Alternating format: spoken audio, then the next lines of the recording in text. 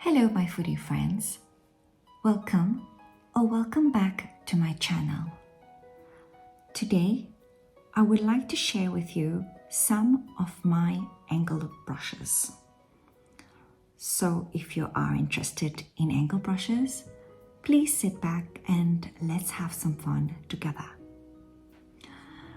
Angled brushes are one of my favorite shapes. The principal reason why I prefer this kind of shape is because I have found over my foodie journey that this shape is very polyvalent in various types of usage. For example, I can use angled brushes with powder, blush, bronzers, and sometimes by pinching the tips, I can even use them for highlight. Angled brushes comes in big brushes, such as the takeda that we have here. This is a takeda goat hair made from excess goat.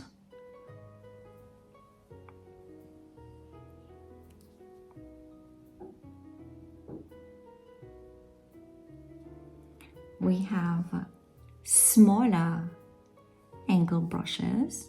This is the vivid from koyudo. I don't believe this is still in production. I'm sorry, but I believe that it was taken off the market sometime off earlier on this year or last year, if I'm not saying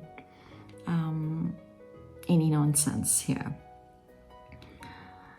But this small brush is actually very useful, especially on travels, because it has a small handle and I'm short-sighted, so I love small handles. Otherwise, I'll end up smashing the brushes into the mirror if I am not wearing my spectacles. And I particularly love the rounded side here that can be used for blush, and the tip here that can be used for highlight. Some of the angled brushes have sharper edges. For example, if we look at the surat here, compared to the koyudo, which is in fact rounder than the sharp edge from the surat. We shall come to the surat in a bit. I have here this kihitsu dyed goat hair. And compared with koyudo, we can see that the dyed goat, it's got a coloring here.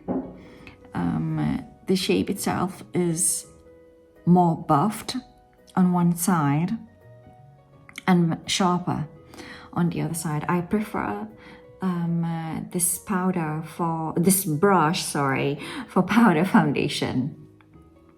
And we can kind of say it's a sibling to the Vivid. You can still get this brush. You can purchase it from Kihitsu's website or from personal shoppers such as Fude Japan.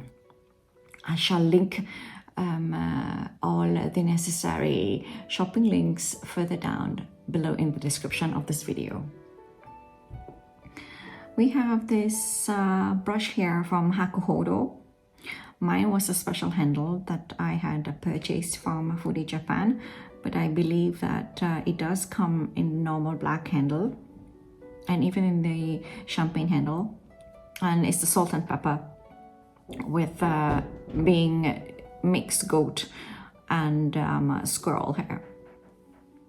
The ferrule here is pinched, and I would say the amount of pinching is fairly similar to the takeda brush, in exception that the ferrule size differs.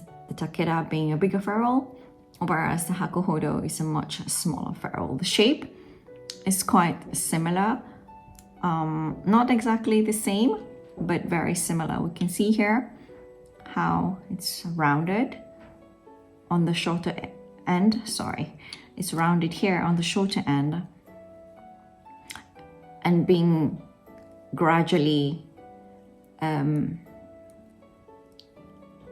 going up to the longer end. We can see that it's got the similar rounded buffed edge. And as I was saying earlier, compared to the surat, which has a more sharper curve, the surat here is actually a dyed goat, not squirrel. I'm not sure if I mentioned squirrel earlier, but it's actually a dyed goat. It's very, very soft, and compared to the takeda, it's much smaller.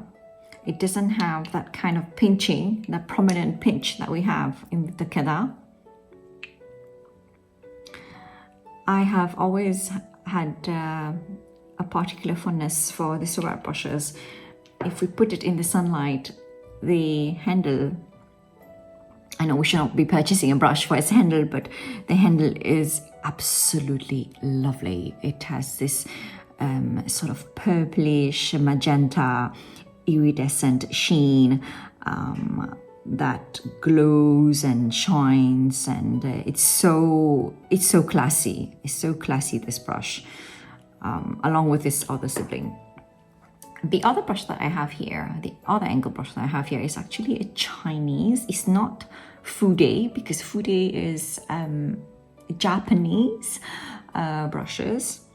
This is a Chinese brush from the OEM Chenzi, and we can see here that it's made from red squirrel hair. The shape of the brush is quite unique in my collection, because I don't believe that this particular shape I have, perhaps the F04 from Chikuhodo, but it's not quite the same, because it's kind of round and buffed, and then it has this rather straight ascent, and it has this particular curve at the top before going straight down. The length of the bristles here is actually, I'm not sure of the length, I did not measure it, but when we compare it to the others, such as the chikuhodo, we can see that the curve, it's a more gradient curve compared to the Chinzi brush. This red squirrel from Chinzi is actually, this is a very functional and very, I would say, useful for people who has sensitive skin, because, for example, when I'm using tretinoin, on some days my skin is so sensitive that it is impossible to use any other brushes except those made out of squirrel hair. And I have used this brush for a very long time now. I've had this brush for, I can't remember, almost 4 or 5 years. It was gifted to me by my mother on one of her trips to China. And when we compare it to the surat, we can see that it's, I wouldn't say that the ferrule is pinched, but it is not like the others. You can see the gradient, the amount of pinching here is quite prominent, whereas the surat even less, and the Chinzi here, it's very, very slightly pinched. It's not a rounded ferrule compared to the other Chinzi sibling made out of weaselhair. This is a particularly round ferrule because we can see from, if we inspect it from all angles, we can see how the tube itself is rounded. And there's no pressing at all, but here this one has had this slight pressing because how the ferrule goes down. We can see that the craftsman has actually worked down here. Very, very lovely brush. And this brush from Chinze is actually also quite unique in my collection because I don't believe I have any other angled weasel brush. It's not a polyvalent brush in the sense that it can be used for everything. Not to me anyway. I have found that I can particularly use it for sunscreen, for sunscreen powders. I don't really like it for blush, except blushes that are not so pigmented, because it does pick up a lot of product. So, but it is a lovely brush in its own kind, and you can see because the ferrule has not been pinched, it's a non-dense brush. It does pick up a lot of product in spite of not being pinched, because simply that the hair type being weasel, and weasel does pick up more product compared to, let's say, a redsquirrel brush, whereby the hair would pick up minimal product compared. And the shape, similar, but not quite the same. And sometimes because of the hair type, the shape of the brush would also be determined by the hair type, because we might want a particular shape if we do go down the line of customization, but it is not necessarily, sometimes it might not necessarily turn out the way that we want it to be because of the hair type. The hair type definitely plays an impact. And we have here a horsehair brush from the artist OEM line, Raphael. It's a French brand. And I would say that the hair feels, there's more texture in it compared to the weasel. And let's not even compare it to squirrel hair, because we cannot compare it to squirrel. It's obviously way coarser, there's texture in it. But how I like to use this brush is for non-pigmented products, and it's actually very, very, very useful for products that are stubborn to be picked up.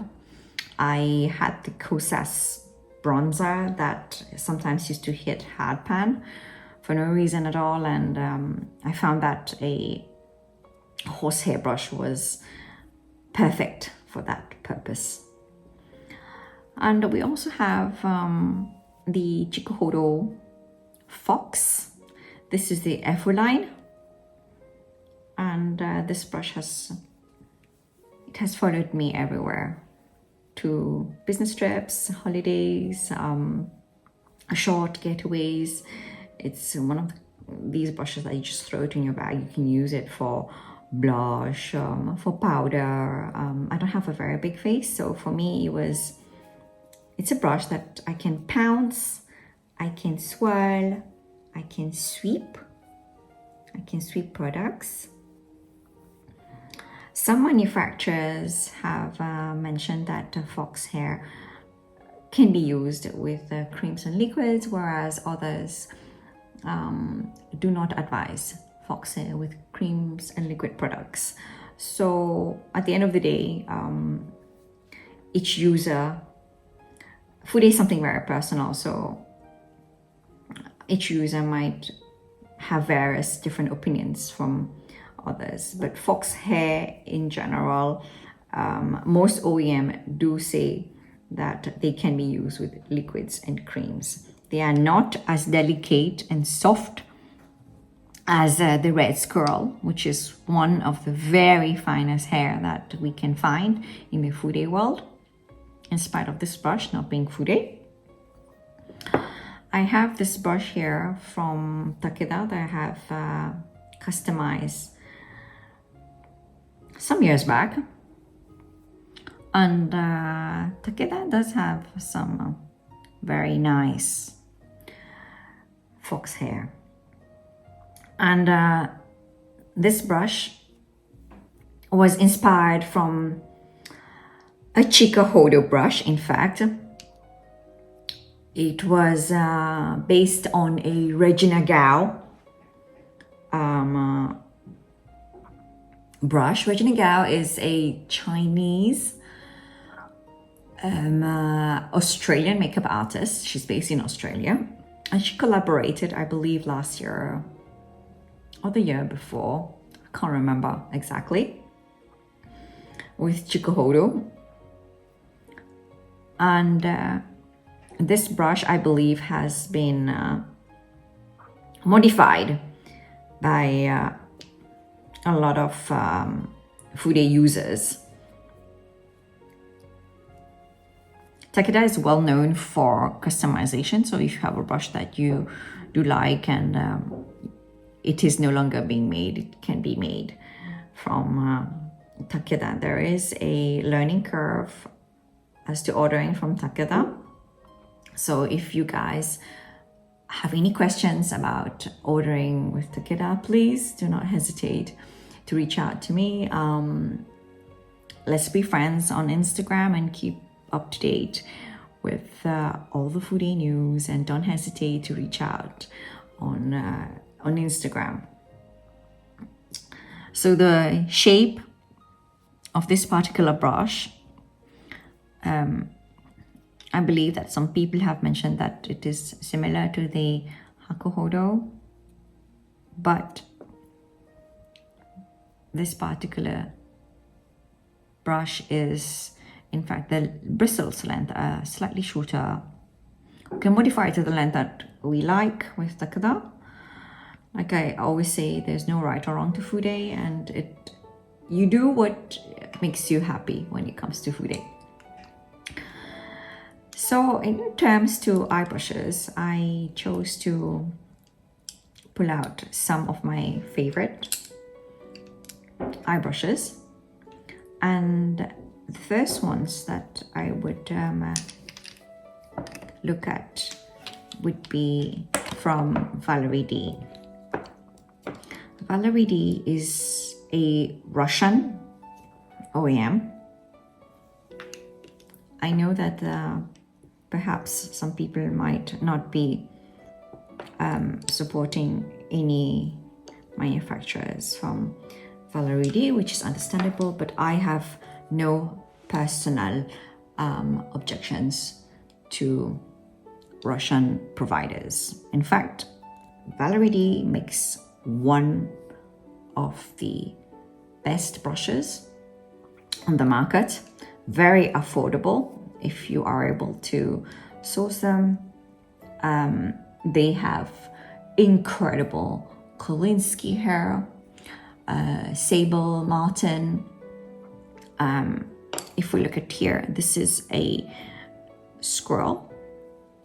This is I believe it's listed as siberiansquirrel, if I'm not mistaken. It's an angle brush, and I don't have anything like this in my collection. Not from squirrel anyway. And it's perfect for highlight.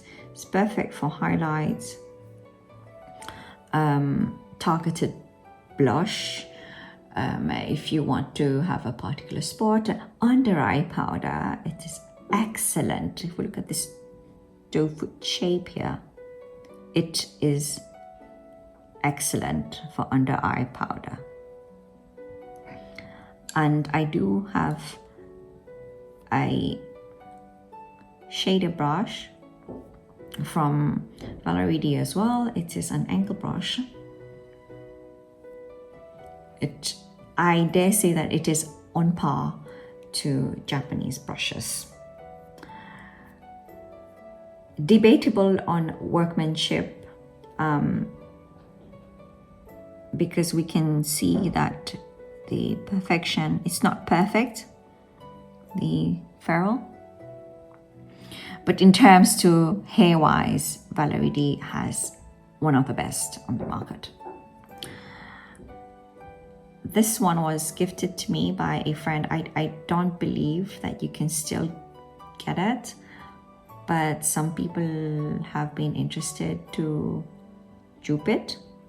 I would dare use the word dupe it because there's no such thing as creating my brush or my design. If we do have a look around on the Fude market, brush shapes are actually quite limited. And when one would say that this is my design, I would not agree with that, because simply for the fact that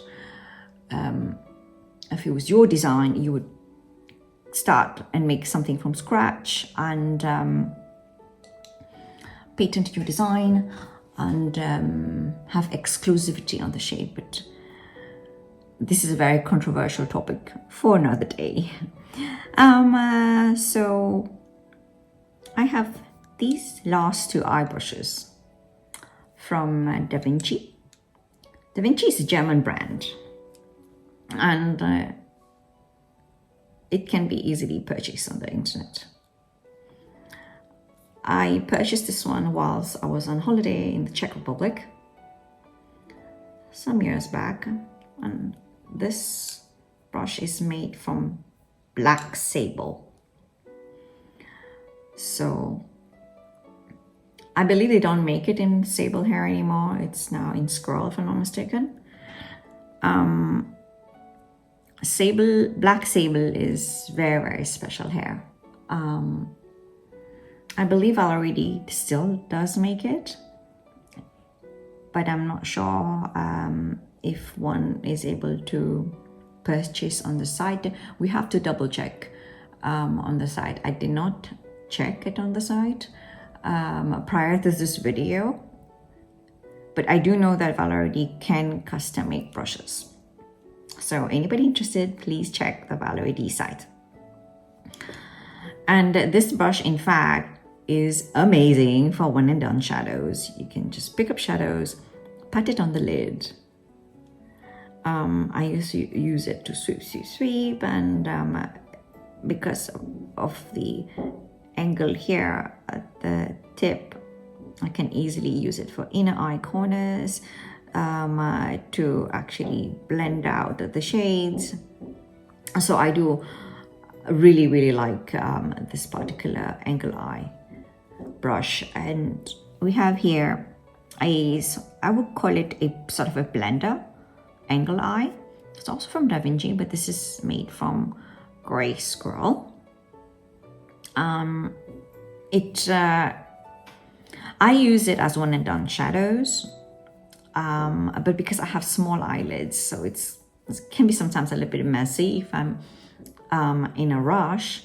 But if you just want to pat in as a base, then it can be, for base colors, it can be very easily done, and it's one and done. And in fact, I found the best way to use this brush for me is under eye powder. It's slightly smaller. And less sharp angle than the valeriD. It's got this doe foot shape. This valeriD is more of this doe foot shape than the Da Vinci, which has a very finer teardrop shape towards the end. So that's about it for today. Thank you so much for spending time with me. If you have enjoyed this video, please like, subscribe and turn on the notification bell so as not to miss out on any potential future videos. And please follow me on Instagram so we can keep in touch with each other and we can follow each other for more foodie news. Thank you very much for watching. Goodbye.